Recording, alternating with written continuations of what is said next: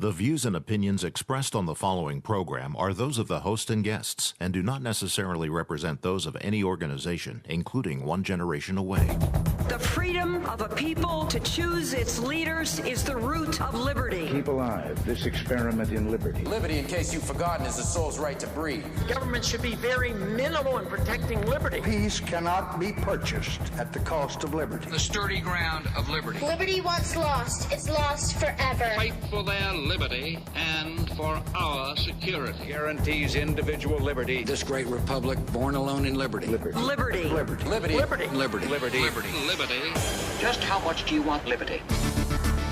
This is Liberty Nation with Tim Donner, cutting through the double talk, taking on the topics, going after what the politicians really mean, and making it all clear. For your freedom and your liberty. Liberty Nation with Tim Donner. The tax man cometh, and so does the beatdown on Michael Cohen and Sean Hannity and the redemption tour of James Comey. Welcome back into Liberty Nation Radio, a production of LibertyNation.com. And this week we'll cover a lot of ground, from Comey to Cohen to Hannity, as we offer a double helping of our signature segment, Say What? LibertyNation.com economics affairs correspondent Andrew Moran joins us to discuss the fairness of the federal tax system. And LibertyNation.com legal affairs editor Scott Cosenza jumps on board for Talkin' Liberty, featuring the introduction of a bill to decriminalize marijuana across the country, plus the 25th anniversary of the FBI siege in Waco. Say what? Say what? Say what? One more time.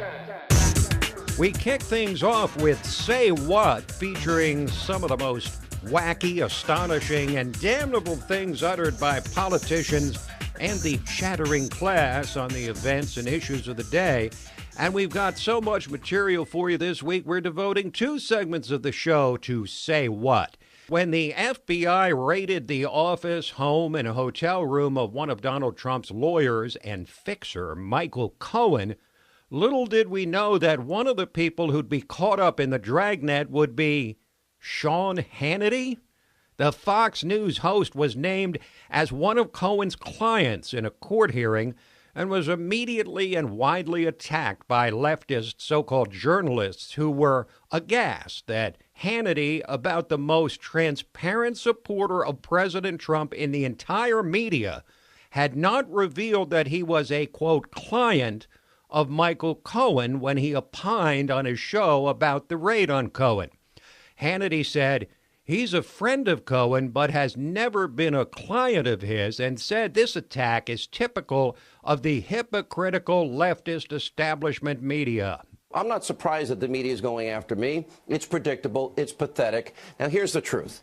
The media is guilty of every single solitary thing they have been accusing me of over the last 24 hours. And they sure as heck don't want to talk about or care about transparency. Take a look at ABC News. George Stephanopoulos, the so-called journalist that secured the first interview with disgraced former FBI Director James Comey. Now, did George Stephanopoulos ever disclose the fact that during the interview that he worked on Bill Clinton's 92 presidential campaign and was a communications director and then served in the Clinton White House as a senior advisor? Or how about the fact that George donated 75 grand to the Clinton Foundation? And all of it explains why Stephanopoulos put on the kid gloves and didn't ask James Comey the tough questions. Now, one thing is just a fact. I am honest about who I am and what my political beliefs are. Unlike so many in the elite leftist media who hide their bias. In addition to Stephanopoulos, here's just a couple more examples. How many viewers know that CBS News President David Rhodes is the brother of Ben Rhodes, a high-ranking advisor to President Barack Obama?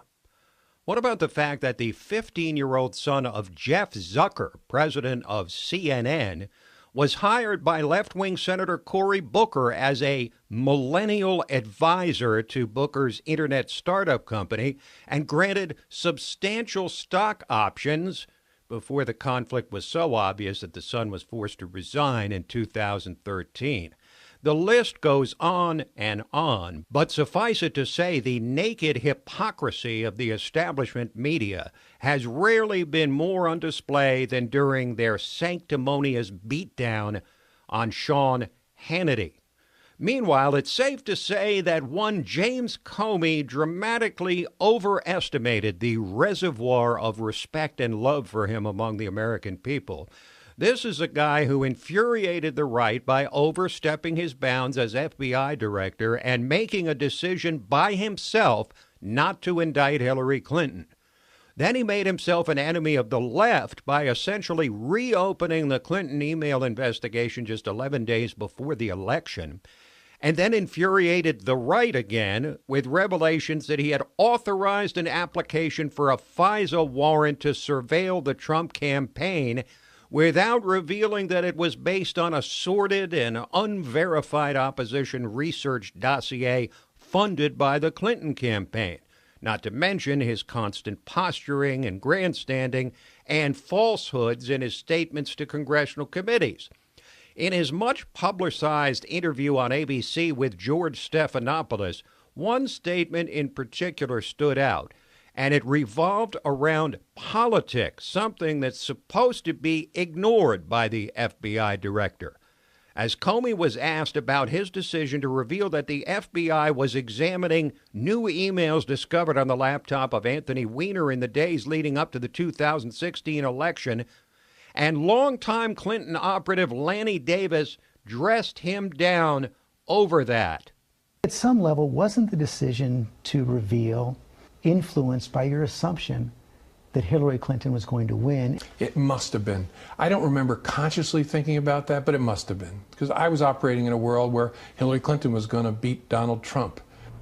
Only a narcissist who thinks he's above everybody and he gets to decide what to do would answer that way. And it's disgusting that we have an FBI director who puts himself above the law, above the Attorney General and the President. He gets to decide what's best for the country, that he didn't want Hillary Clinton to be elected without writing a speculative letter that 6 days later turned out to be about nothing. And Lanny Davis has written a book entitled The Unmaking of a President, in which he offers exhaustive and compelling evidence that support for Hillary collapsed after Comey's October surprise and cost her the election. But the problems for James Comey were hardly limited to the left. When he continued his book tour on the ABC daytime chat-up show The View, he was greeted by this question and invective from the show's token Republican, Meghan McCain. I think it's worth noting that David Axelrod, a big Democrat who's a former chief strategist to President Obama, said, "I have no doubt about its brilliance when it comes to book sales. Maybe he should have called it higher royalties." What do you say to people like him and people like me that think you're just doing this for money and attention? I think that maybe J. Edgar Hoover is rolling over in his grave at saying the types of things you're saying and revealing the types of things you're revealing. But wait, that's not all. When Comey was speaking at a book signing in New York, he was interrupted by a hostile question from conservative activist Laura Loomer before she was shouted down. Hey, Mr. Comey, how is it ethical to brief the President of the United States on an unverifiable and salacious dossier? And how is it ethical leadership to not tell him that his political opposition, Hillary Clinton, paid for that? You didn't disclose that information. Why didn't you disclose to President Trump that his opposition paid for the material? You are not an ethical leader. Ma'am, you're going to have to leave. You gotta leave. So that woman was kicked out of the room.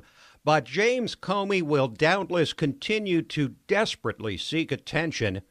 And the unkindest cut of all is that he will soon discover that no one is any longer paying attention. Liberty Nation understands how busy you are. That's why you can now get our articles to go. For an audio version of our top stories, simply go to Listen to the News, that section on LibertyNation.com. Click on the Play SoundCloud or Play in Browser tab at the top of each article and let our narrators do the reading for you. We've got some more Say What coming up later in the show, but first, with another tax day having come and gone, we'll discuss the fairness or lack thereof of the income tax and whether the rich are paying their fair share with LibertyNation.com economics correspondent Andrew Moran when we return. Liberty Nation with Tim Donner.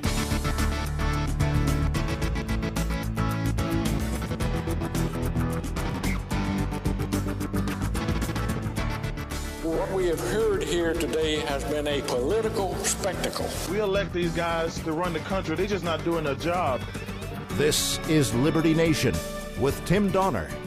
So another tax day has come and gone, and even though the tax reform bill that's gone into effect this year has lowered the tax burden on people a bit, income taxes remain a controversial subject as they always have been.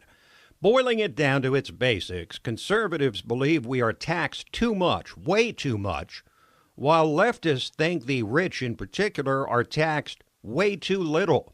Joining us to assess the fairness of the tax code is LibertyNation.com economics correspondent Andrew Moran, author of a piece on our site this week entitled, Do the Rich Pay Their Fair Share? Andrew, welcome. Thank you for having me. And I love the way you start off your piece writing that Mark Twain remarked that the only difference between the tax man and a taxidermist is that the latter only takes your skin. That's a great line. And then you went on to say a leftist would protest this humorous quote, shrieking the taxes are what we pay for a civilized society. These are typically the obnoxious wails of progressives who routinely demand that the rich need to pay their fair share for more government and to fund their causes and pet projects.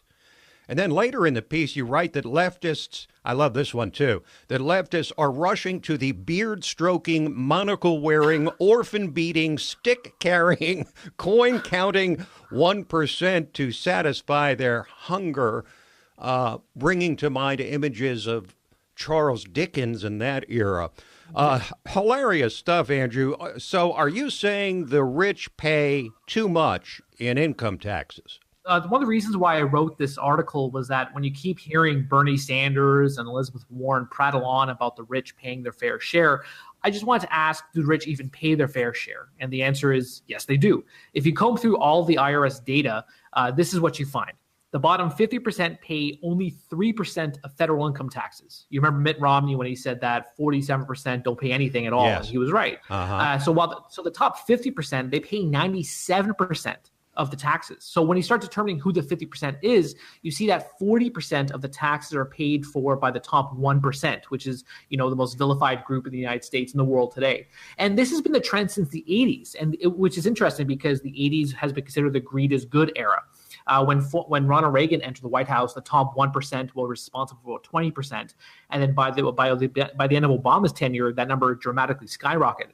And even under President Trump's tax reform bill, about a fifth of Americans earning 100 or 20% of Americans who earn 150 grand are still paying about 87% of the total income taxes. So why is the left and why are Democrats angry if that's the case? Well, it may be that the most appropriate emblem of the establishment mindset is that when the income tax was first introduced about a century ago, the American people were promised it would never exceed 1%.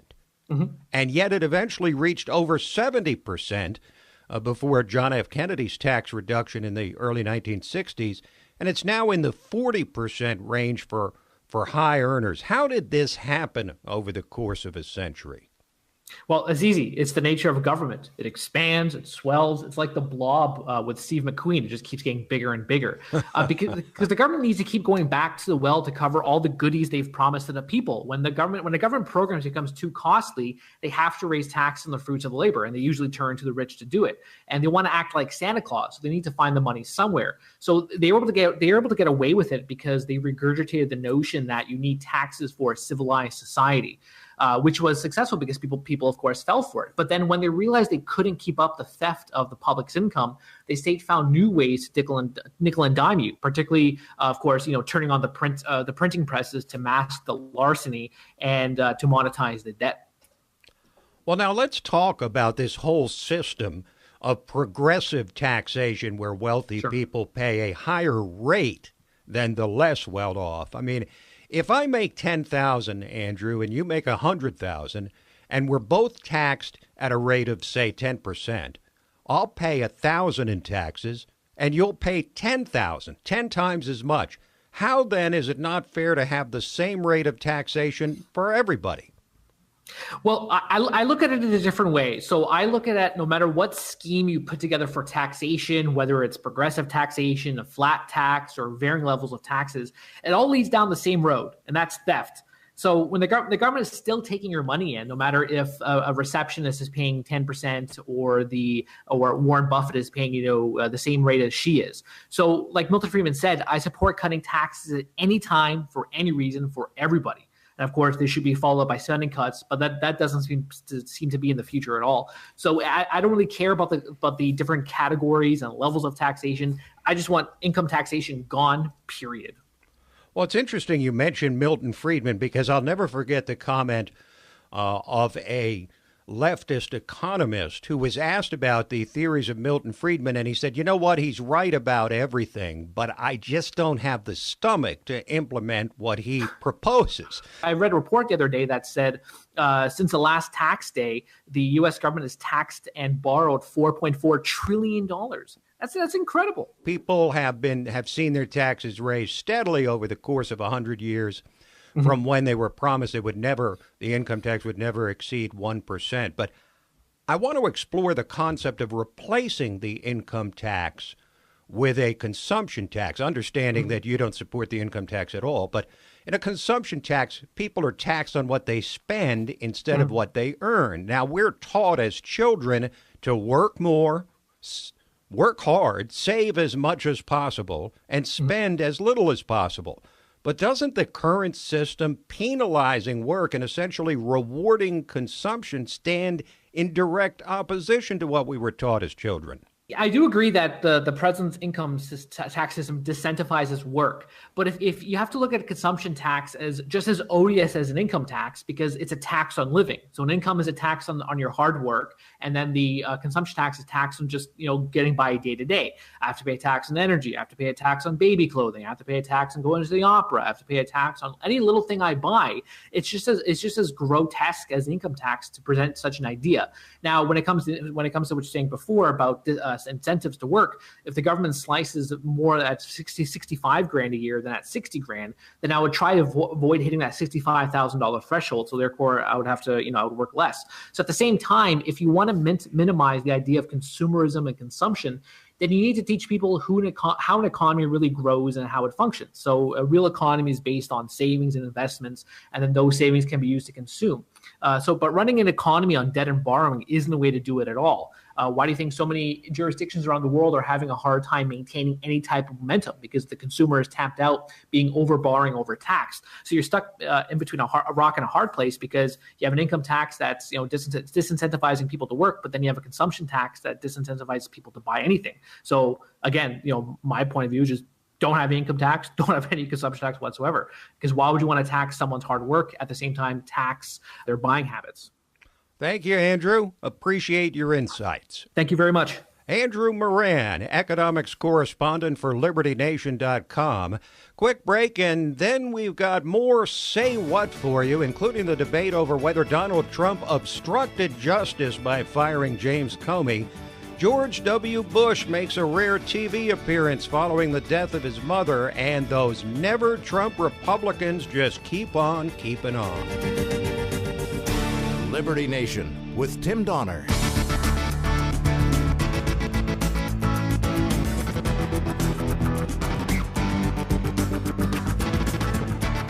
What we have heard here today has been a political spectacle. We elect these guys to run the country. They're just not doing their job. This is Liberty Nation with Tim Donner. We continue on now with part 2 of Say What, featuring wacky, astonishing, and damnable things uttered by politicians in the chattering class. And the debate rages about the firing of James Comey, which triggered the appointment of special counsel Robert Mueller.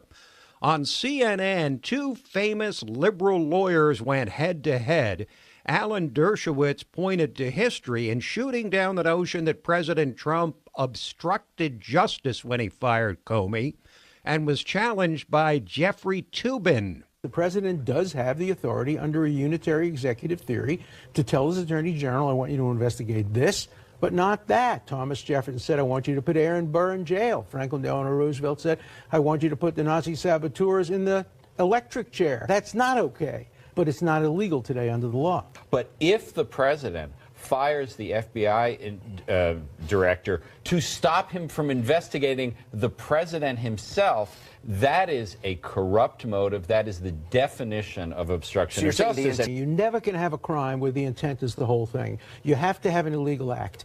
And you can't have an illegal act when the president acts within his constitutional authority. It would undercut the power of the president to start questioning why he pardoned, why he fired. Once he did it and it's within his authority, you can't question him, just like you can't question a senator for his vote on the Senate floor, and you can't question a judge for their vote in the Supreme Court.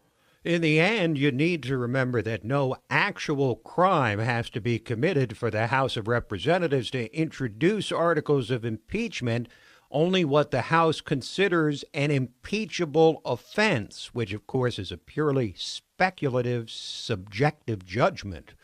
But to impeach Trump, the Democrats would, of course, have to cash in on the alleged blue wave that the media keeps reporting on and pick up 24 seats in the House to gain the majority.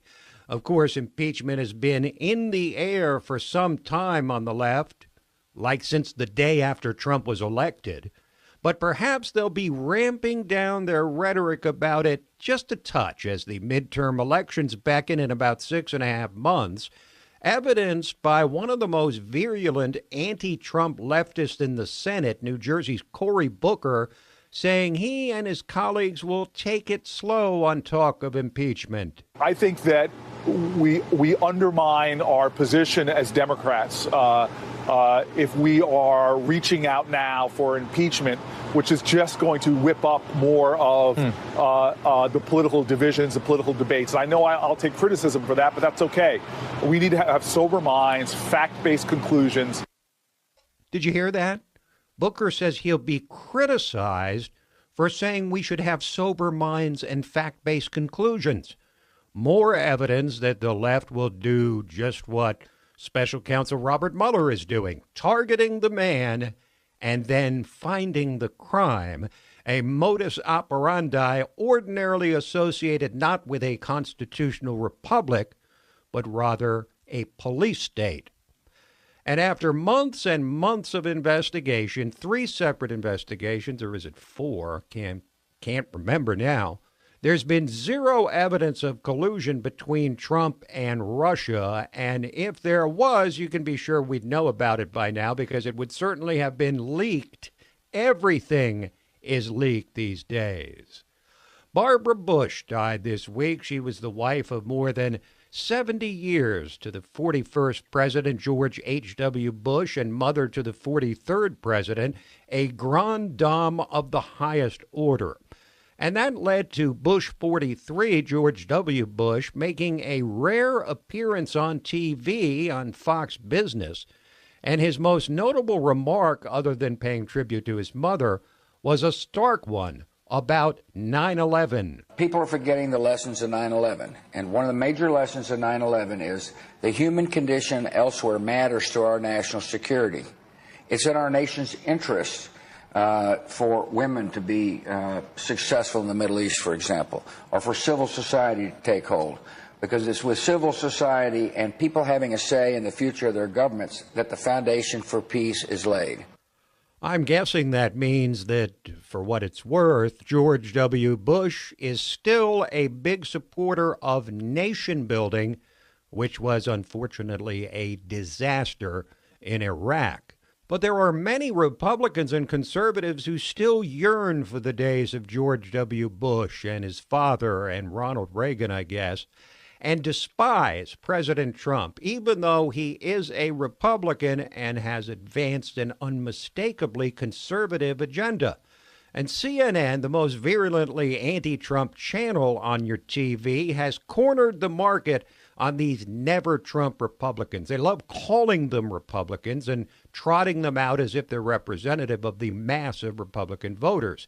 Here is, quote, conservative S.E. Cupp attacking Trump for criticizing UN Ambassador Nikki Haley after she announced missile strikes on Syria before the decision was apparently final, and taking up the rhetoric of the left on her CNN show. Nikki Haley is not here for your sexism, White House. Now, I'm not prone to cry sexism. I don't do it often or lightly.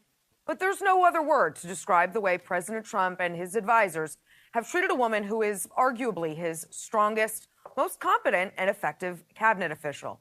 UN Ambassador Nikki Haley was not only hung out to dry by the Trump administration, she was then dismissed and head patted by an old boys club Trump advisor who thought he could. And it was shameful. Again, that is not a leftist, but a self-proclaimed conservative, S.E. Cupp on CNN, as the dwindling ranks of never-Trump Republicans carry on their beatdown on Trump with impunity, believing there will be no price to pay among the grassroots and party faithful in the years ahead. But when you're a conservative or Republican who detests a Republican president, take note, George Will and Bill Kristol and S.E. Cupp and your fellow never-Trump travelers, there will be no place to run and no place to hide. Well, Liberty Nation understands how busy you are. That's why you can get our articles to go. For an audio version of top stories, simply go to the Listen to the News section on LibertyNation.com. Click on the Play SoundCloud or Play in Browser tab at the top of each article and let our narrators do the reading for you. What could be easier than that?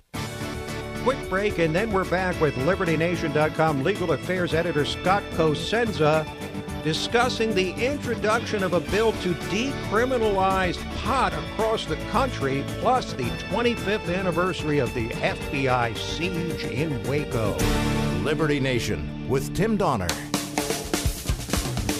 And now it is time for our regular segment here on Liberty Nation, which we call Talkin' Liberty. It is self-evident as to what we discuss as we welcome in our regular contributor, constitutional lawyer, and LibertyNation.com legal affairs editor, Scott Cosenza. Or do I have to put the D in the middle now with the Scott D. Cosenza thing? As you please, Tim. As I please. Okay.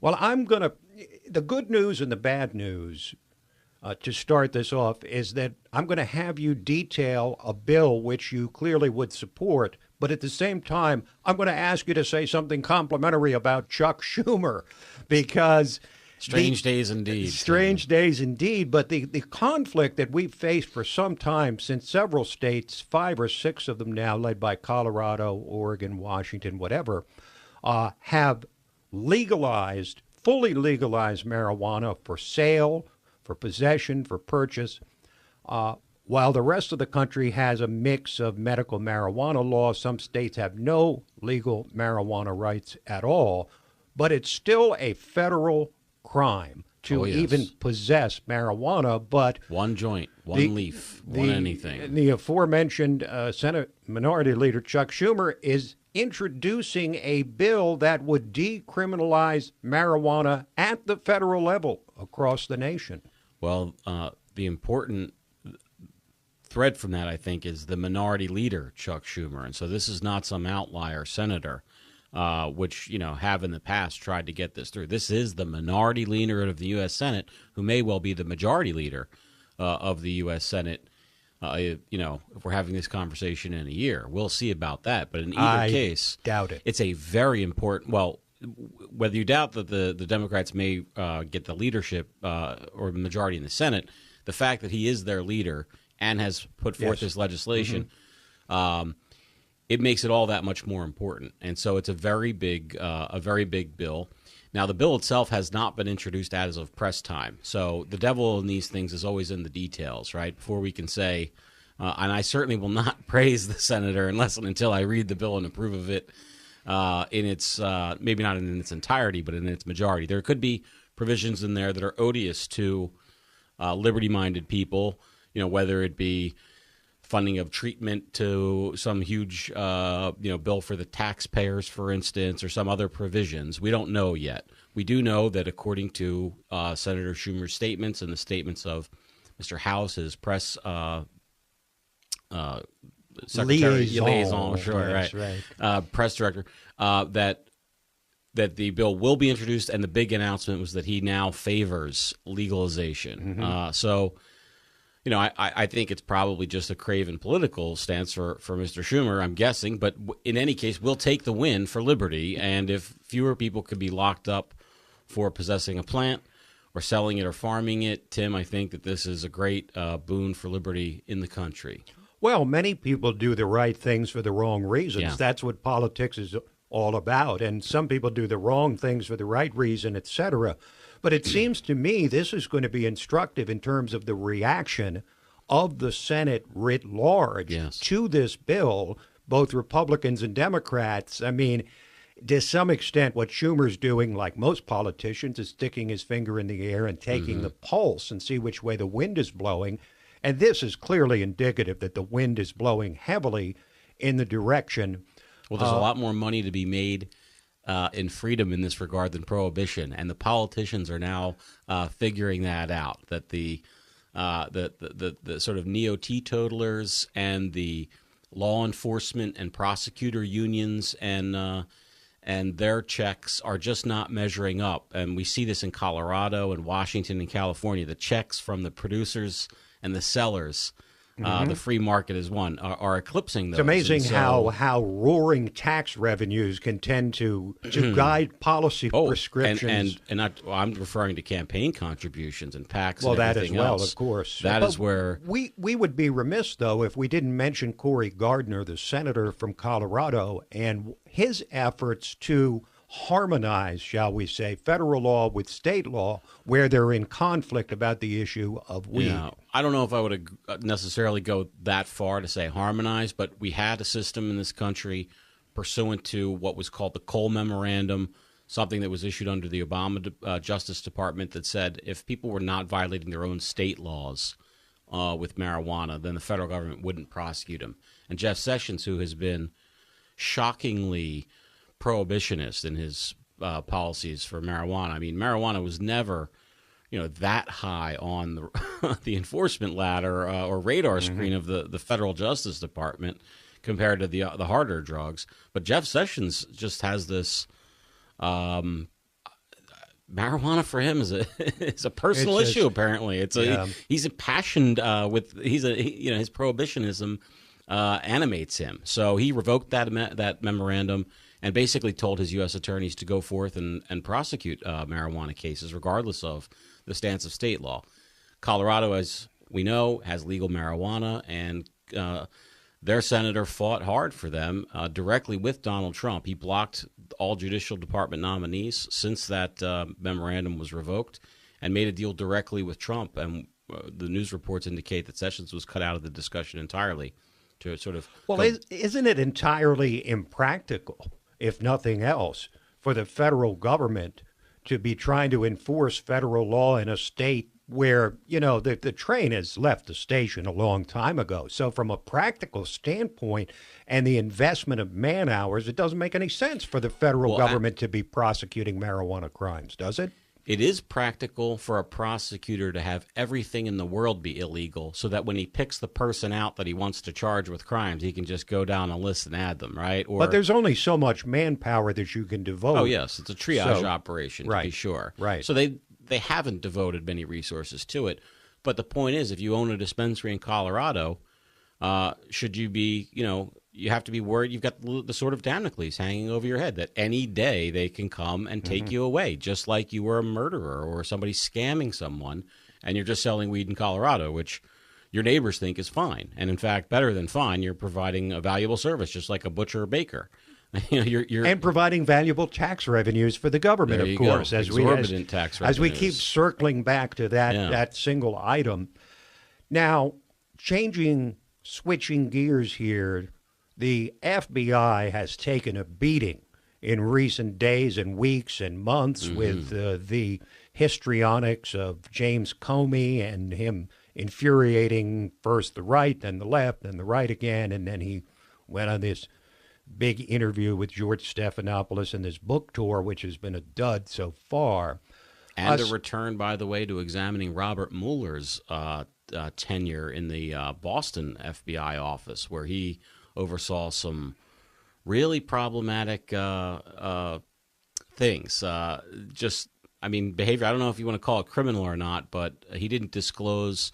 Some people were not guilty to a court, and they served, I think, 20-plus years in prison.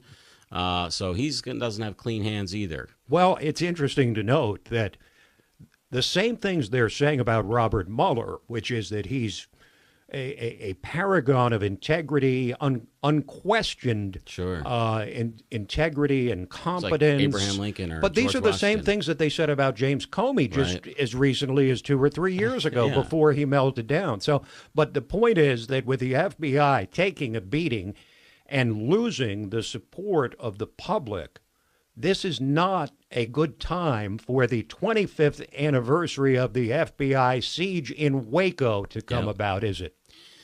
No, Tim. The April 19th is the day that the FBI chose to basically invade the Branch Davidian church and residence in Waco, Texas. There had been a ill-advised, ill-conceived, ill-executed ATF search warrant raid to gather evidence of violations of the National Firearms Act. They alleged that this guy David Koresh and his followers were manufacturing machine guns and some other things. And instead of agreeing to Koresh's invitation to just walk on in and inspect his property and his guns, they chose to go for a big flashy raid in order to get funding for their upcoming budgetary hearing. So when that went haywire, which is, that's an understatement.